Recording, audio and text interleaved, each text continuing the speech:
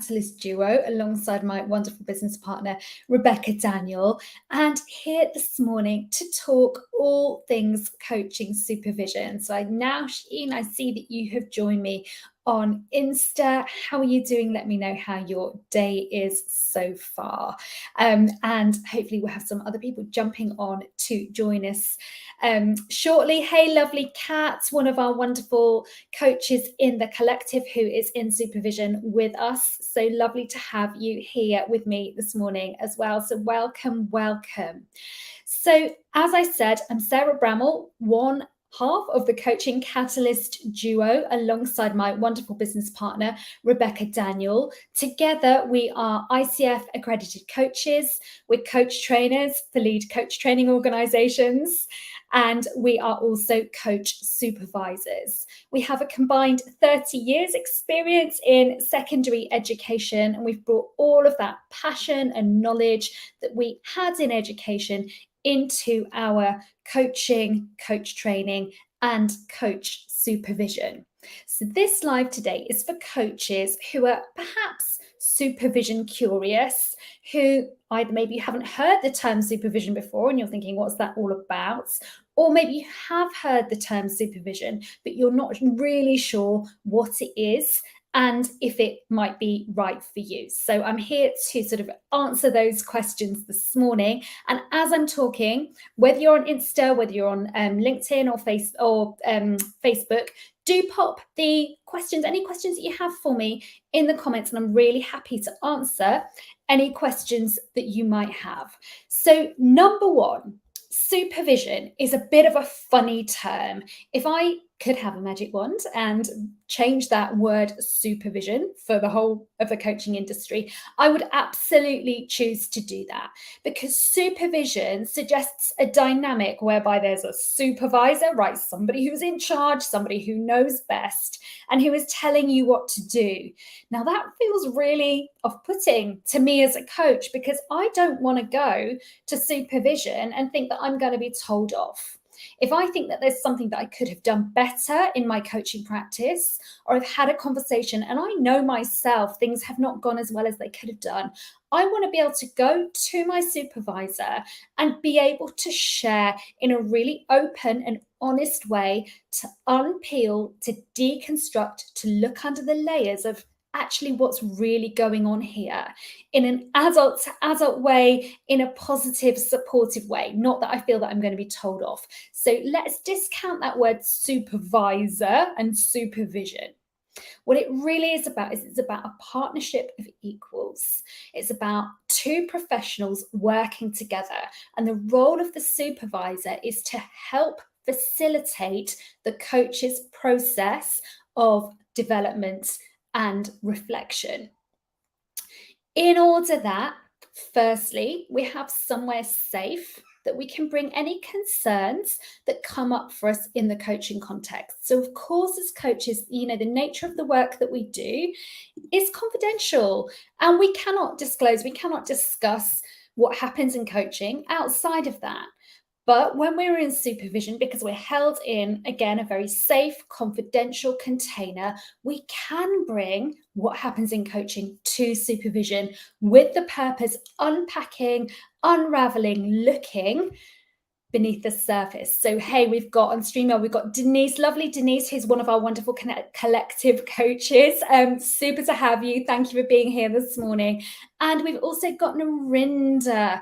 Yeah, okay, so Narinda, you're preferring that terminology, the explanation that I'm offering here. A much better concept is about partnering. So there are two types of supervision that you can engage in. You can engage in one-to-one supervision. So you work one-to-one with your supervisor to really dive deep into what's going on in your practice, what's happening for you, what's coming up for you. And that allows that really sort of intense, in-depth, deep dive. And that is hugely beneficial. So both Rebecca and I are in one-to-one supervision, and we both derive enormous benefit from being in one-to-one supervision. It really helps me to know that whatever I'm carrying, that each month I know I've got somewhere safe that I can put that on the supervision table and unpack. And so I don't have to carry that mental load. I know I've got somewhere safe to take my stuff. The other type of supervision that we can engage in is group supervision. Now, this is similar. It's still about bringing what's coming up for you in your coaching practice, how you're developing as a coach, any ethical challenges or dilemmas that you might have, but bringing it to a group situation. So in group supervision, we have a supervisor, so that would be me, Rebecca, or one of our wonderful supervision team, and we have a group of 6 coaches. And the benefit of group supervision is that we have the benefit of a range of different perspectives and experiences. So again, in group supervision, we create a really, really safe container, lots of really, really clear boundaries. We always start by contracting and asking what we need to feel safe in that space. And it's a very professional environment. It's an environment where it's very supportive, and an environment where there's some really, really deep listening and engagement. And what we find in holding our supervision groups, and from my experience as well of having been in group supervision since I qualified, that actually we really, really become close. You really become close to the people you're in supervision with because there's that relationship of trust that is created. Hey, lovely Daniela, positive mindset coach, also a TCA graduate. Good morning. She's saying, good morning, lovely Sarah. Good morning, lovely Daniela. Lovely to have you.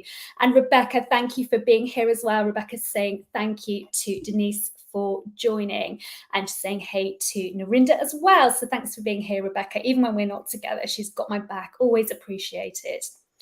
Now, another question that we have on this topic of what is supervision is, how is supervision different from mentoring? Because lots of us, once we've qualified and we're thinking about how we're going to progress our coaching careers and continue to develop as coaches, we might be looking at accreditation, perhaps with the ICF, the Association for Coaching, or another body.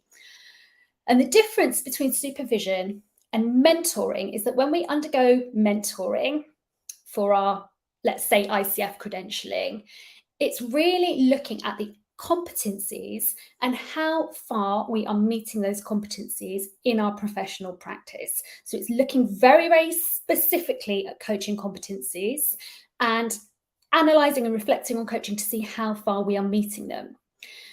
So mentoring is usually used for a very specific time period leading up to accreditation and used for a very specific purpose. Let's look at the competencies, let's look at, how we're doing with those. So it serves a different purpose. Now, in supervision, we may, of course, refer to how we're showing up with our coaching presence, how we're doing with our reflective practice.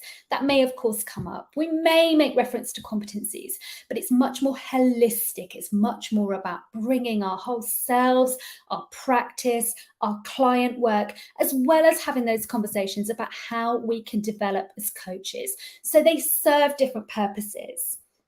Now, and to date, supervision hasn't necessarily been a requirement for professional coaches, but we are sensing that the industry is certainly moving in that direction. So we all know, those of us who've invested in ourselves and have qualified and perhaps accredited as coaches, that the coaching industry is currently an unregulated industry.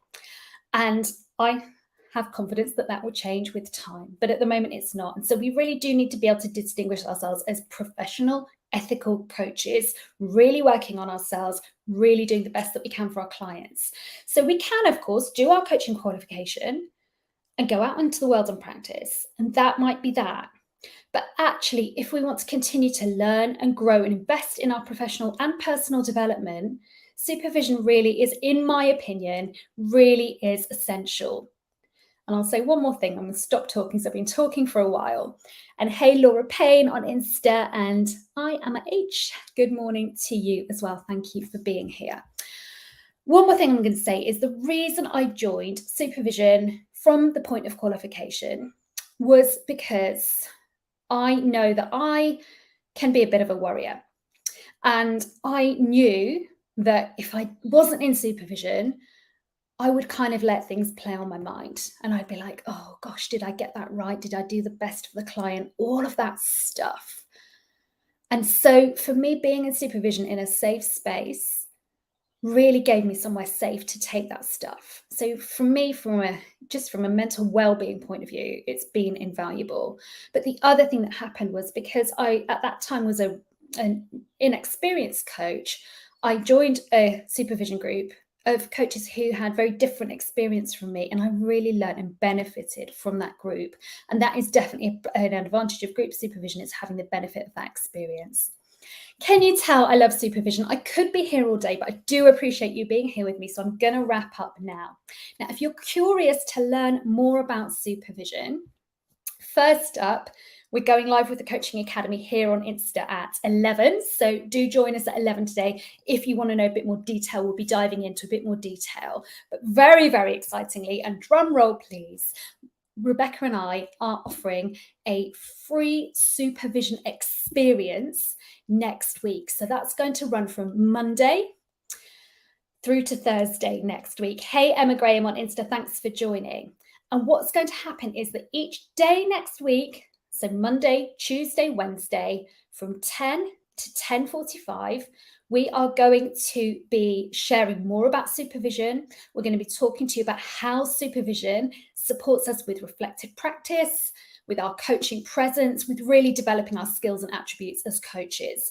So do please come and join us for that if you can. So that's Monday to Wednesday. All of those sessions are at 10 o'clock.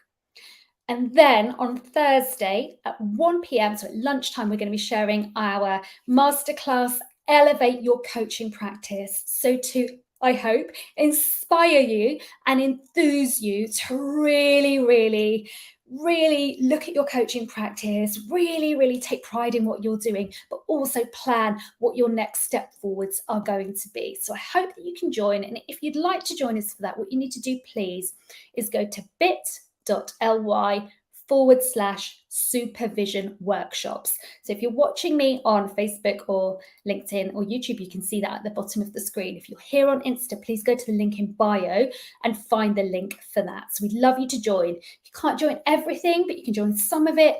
Please register anyway, because you can, you're very welcome to join what you can. I appreciate we've got busy lives and there's lots going on for lots of us. So Narinda, you're sharing here. You had amazing group supervision and you learn a lot. It's an incredibly powerful process, Narinda, isn't it? So thank you for sharing, for supporting my love of supervision. Thank you all for your support today. Thank you for being here. I'm going to wrap up now.